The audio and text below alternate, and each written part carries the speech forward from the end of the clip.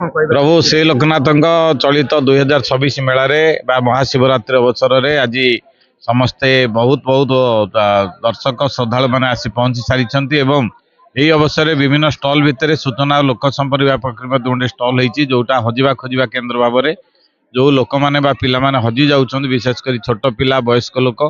समस्त को आम रिक्वेस्ट करुचु अनुरोध करुचु से सूचना केन्द्र को आसवे हजिबा खोजा केन्द्र जहाँफल उभय पहुँचले शीघ्र से ट्रेस आउट करवा और परस्पर को मिलवा सहज हम तत्सहित आम सूचना दौचु लोक मान चपल मोबाइल बाहर रखिक मंदिर भितर को जीवे